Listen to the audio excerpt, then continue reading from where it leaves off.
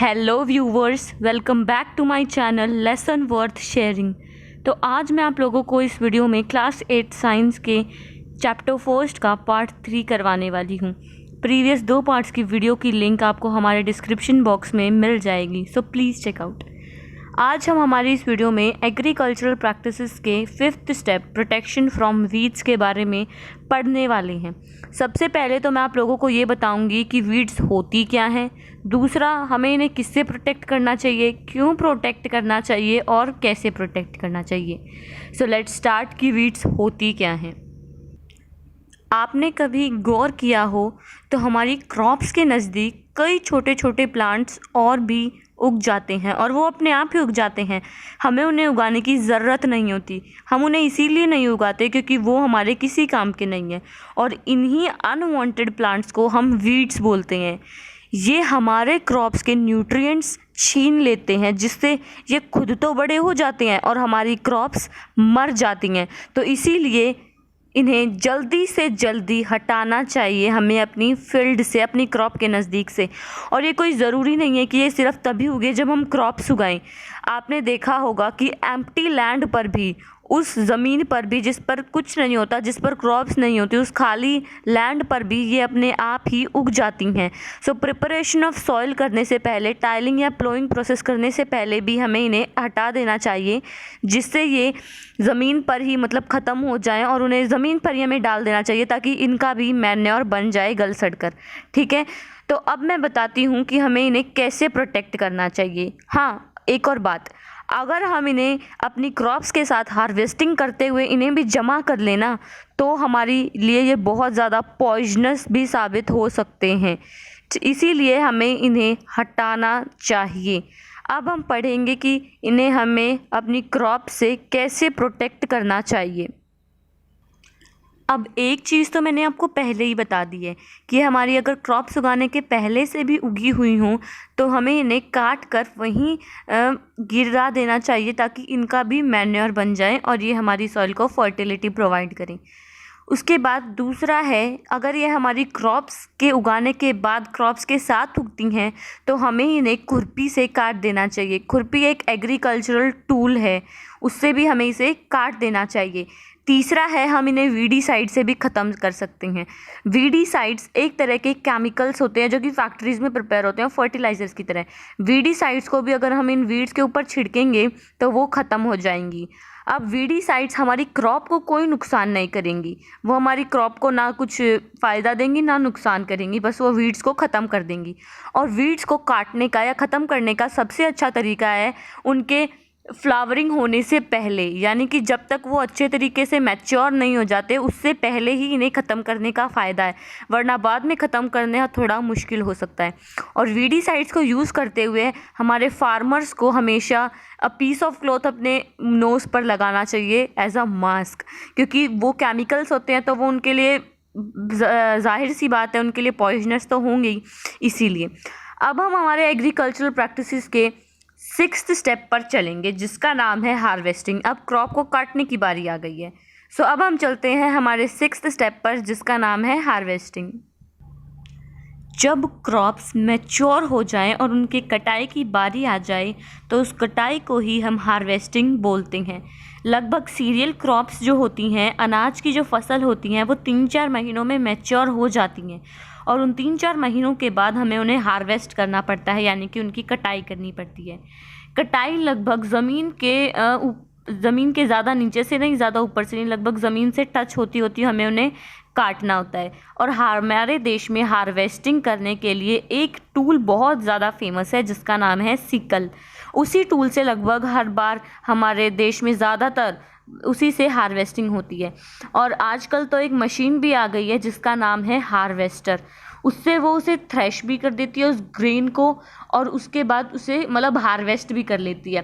Thresh एक process है, threshing एक प्रोसेस है जिससे हमारी जो ग्रेन है वो शाफ से अलग हो जाए। शाफ एक चीज़ होती है जो खाने लायक नहीं होती, बहुत हल्की चीज़ होती है, वो खाने लायक नहीं होती। उसे हम हमारे जो एनिमल्स होते हैं, डोमेस्टिक एनिमल्स, उनके चारे का लिए वो काम करती है।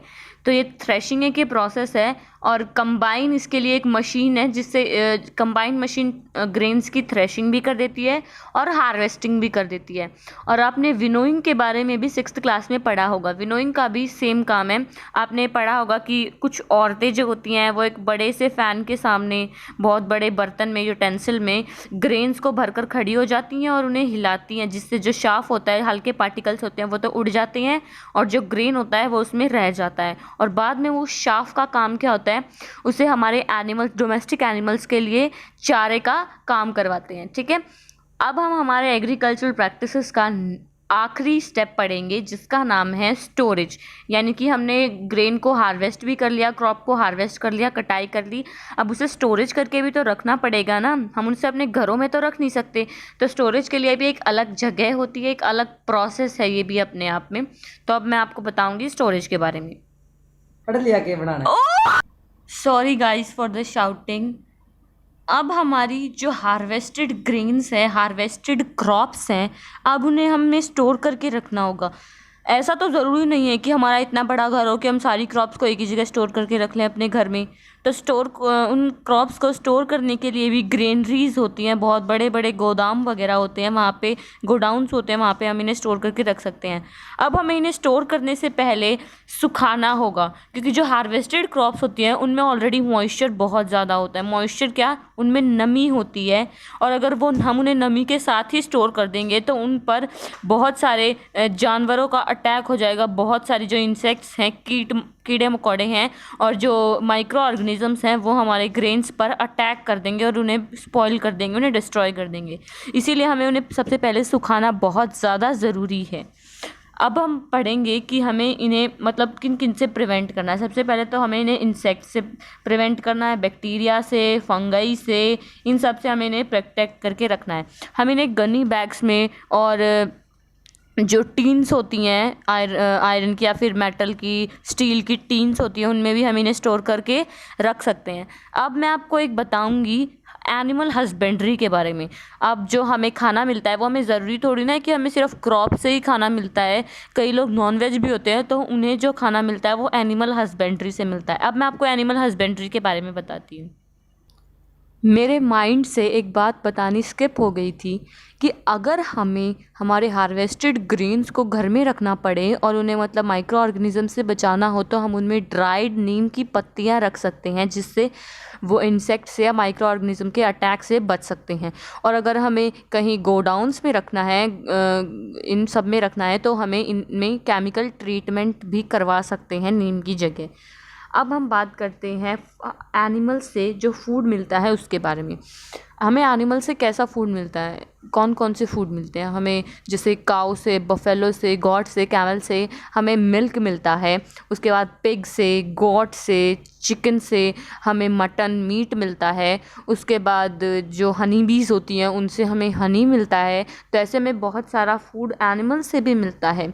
अब आपने देखा होगा या सुना भी होगा, जो कोस्टल एरियाज़ में जो लोग रहते हैं उनकी डाइट का एक मेजर पार्ट तो फ़िश होता है। वो ज़्यादातर फ़िश खाते हैं क्योंकि वहाँ पे फ़िश बहुत ज़्यादा मिलती है, फ़िश का काम वहाँ ज़्यादा होता है। तो अब आपने एनिमल हस्बेंड्री के बारे में भी पढ़ा होगा। एनिमल हस्बेंड्री क्या होती है, जब हम बहुत ही बड़े लेवल पर जानवरों को शेल्टर देते हैं, उन्हें फूड प्रोवाइड करते हैं, उनकी केयर करते हैं उनसे फूड पाने के लिए, तो उसे ही एनिमल हस्बेंड्री बोला जाता है। जैसे हमें क्रॉप की केयर करनी पड़ती है ताकि वो हमें अच्छा अनाज दे, अच्छा खाना दें, अच्छे उन्हें न्यूट्रिएंट्स मिले, तभी तो वो हमें सब कुछ देंगे खाना वगैरह। तो ऐसे ही एनिमल से हमें फूड लेने के लिए उनकी भी प्रोटेक्शन करनी पड़ती है, उनको शेल्टर देना पड़ता है, खाना देना पड़ता है, उनकी केयर करनी पड़ती है। और इसे ही अगर इसे बहुत बड़े लेवल पर किया जाए इसी चीज़ को, तो इसे ही हम एनिमल हस्बेंड्री बोल देते हैं। आई होप आपको ये चैप्टर समझ आया होगा। अब मैं एक बार आपको इस चैप्टर को दोबारा रिकॉल करवा देती हूँ कि हमने क्या क्या पढ़ा। सबसे पहले हमने क्रॉप के बारे में पढ़ा कि क्रॉप क्या होती है। जब बहुत सारे प्लांट्स को एक बहुत बड़े एरिया में एक साथ उगाया जाए तो उसे क्रॉप बोलते हैं, एक ही तरह के प्लांट्स को, ज़्यादा तरह के प्लांट्स को नहीं। उसके बाद हमने पढ़ा कि क्रॉप उगाने के लिए हमें क्या क्या चीज़ें करनी पड़ती है, एग्रीकल्चरल प्रैक्टिसेस। सबसे पहले हमने प्रिपरेशन ऑफ सॉइल किया, उसमें हमने टाइलिंग प्लॉइंग की प्रोसेस की। सॉइल को जो हार्ड होती है उसे लूज़ बनाना पड़ता है। उसके बाद हमने सॉइंग किया, सॉइंग में हमने सिलेक्शन ऑफ सीड्स की सिलेक्शन की, कैसी सीड्स लेनी होनी चाहिए। उसके बाद हमने उसे मेथड्स के द्वारा ज़मीन में दबाने की बातें करी। उसके बाद हमने एडिंग मैन्योर और फर्टिलाइज़र्स की प्रोसेस की, जिसमें हमें मैन्योर और फर्टिलाइज़र देना होता है सॉइल को, जिससे हमारी क्रॉप को न्यूट्रिएंट्स मिले और वो अच्छे तरीके से बड़े हों। उसके बाद हमने इरिगेशन की प्रोसेस की, सिंचाई करने की, पौधों को पानी देने की, उनके सोर्सेज की, मेथड्स की। उसके बाद हमने प्रोटेक्शन फ्रॉम वीड्स किया। वीड्स क्या होते हैं, वीड्स को हमें क्यों हटाना चाहिए, कैसे हटाना चाहिए, इसकी बात करी।